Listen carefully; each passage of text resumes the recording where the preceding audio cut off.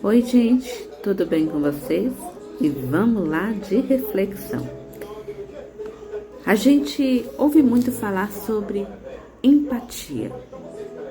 Já ouviu o termo compaixão? Já ouviu, por exemplo, algumas situações em que a gente diz: não, eu sei como você se sente.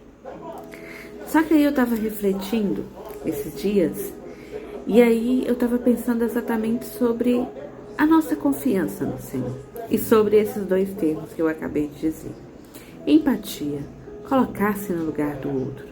Compaixão, trazer para dentro de nós, para o nosso coração, a dor que é do outro.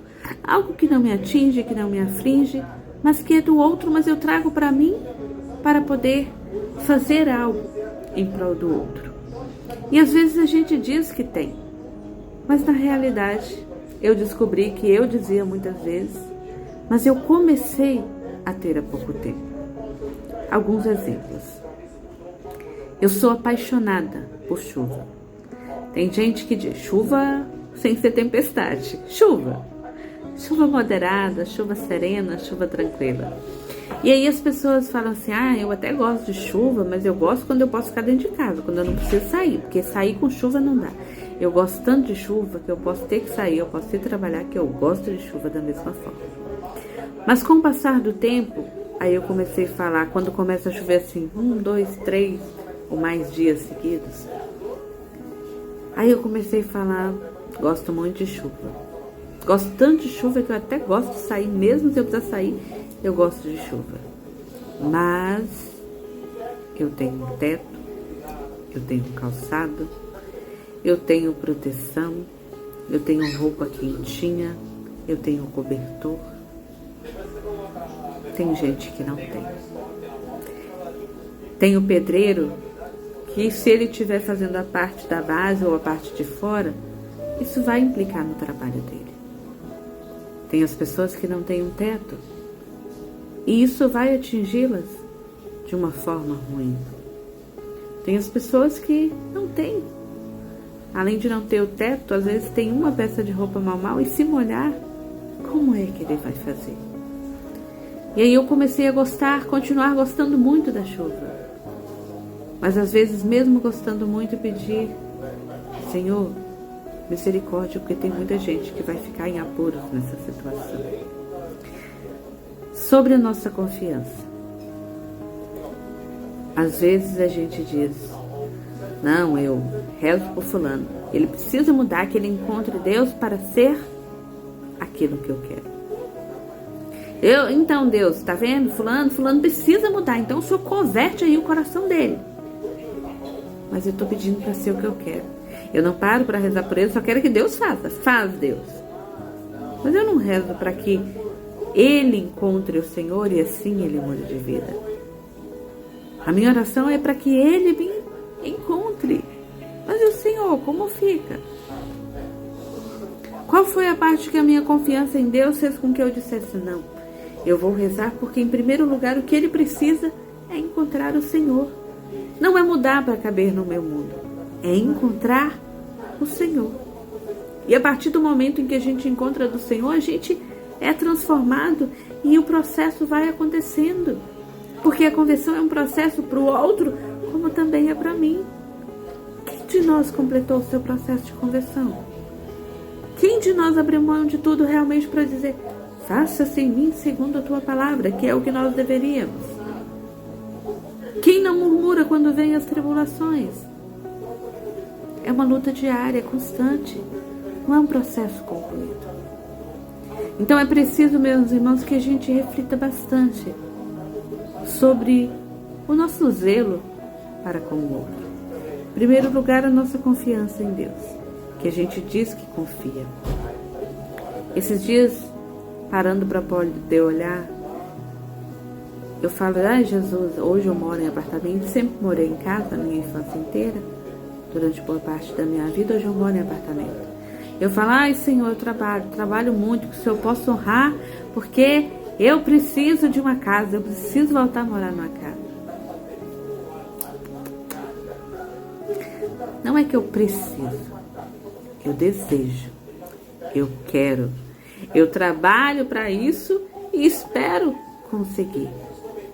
Mas precisar é uma coisa diferente. O necessário eu tenho. Estou pagando, está financiado. Mas eu tenho. É um teto. É um lar que eu chamo de meu. Né? O desejo de morar numa casa, de ter uma casa com mais quartos, de ter uma cozinha, assim como eu tinha antes de ter um quintal ainda que pequeno, é desejo. A necessidade, ela já está suprida. Entende? Às vezes a gente, eu quero, eu preciso. Não, eu desejo. Porque o necessário Deus tem provido diariamente. Mas a gente fica ali naquilo que a gente quer do depois e depois. E a gente precisa aprender enquanto cristão a se apegar às coisas que são próprias de nossa pátria. E onde é a sua pátria cristã? De onde é que você vem e para onde é que você deseja voltar? Tem a canção que diz: sou estrangeiro aqui, o céu é meu lugar, é de onde vim, para onde vou, lá que eu vou morar. E é assim que a gente precisa viver todos os dias. É viver exatamente como quem se desprendeu desse mundo, como quem deseja algo mais e a quem os flashes dessa vida já não são indispensáveis como tantas vezes nós os colocamos. Viver de fé. Ah, então não vou mais trabalhar, você esperar. Não, você vai. Você tem boleto para pagar e eu também. Mas a gente vai aprendendo a ser grato pelo hoje, pelo agora, que é o tempo de fato que eu e você temos. Trabalhamos com metas, com projetos, com sonhos, mas sabendo que a minha confiança está no Senhor. Que de diversas formas eu posso perder tudo e todos. Mas o que eu não posso perder de vista jamais é o Senhor. E aí sim a gente aprende a ter a verdadeira empatia, a ocupar um lugar que é do outro, o outro está passando. Mas não com o meu olhar, com o olhar do outro. E esse é o lugar mais difícil de se chegar no mundo.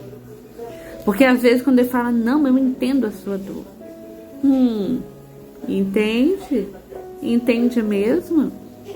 Porque você já olha analisando para resolver com o seu olhar, mas e o olhar do outro? E as limitações do outro? Compaixão. Ah, você não está me atingindo? E eu com isso? Onde está a fraternidade? Viver de fé. Desejar que não é sobre aquilo que eu quero, é sobre aquilo que Deus sabe que eu preciso. É sobre pedir que Ele entre na vida do outro, para que o outro encontre a felicidade, não para que ele se torne aquilo que eu desejo, porque assim eu penso, acho que serei feliz. A gente está num mundo tão superficial que a gente precisa começar a voltar a olhar quais são realmente os valores que nos movem, quais são os princípios. Se você errou, ainda dá tempo de voltar. O que a gente não pode é permanecer estagnado, como se tudo estivesse normal, como se tudo estivesse bem. Antes de dormir hoje, chama o Espírito Santo de Deus que habita em você e diz: Espírito Santo, abra os meus olhos, que eu possa ter uma visão panorâmica do que realmente precisa ser transformado na minha vida para que eu seja mais de Deus. E sendo mais de Deus, eu possa ser guiado pela luz do Cristo como um luzeiro nesse mundo de trevas. Que Deus abençoe.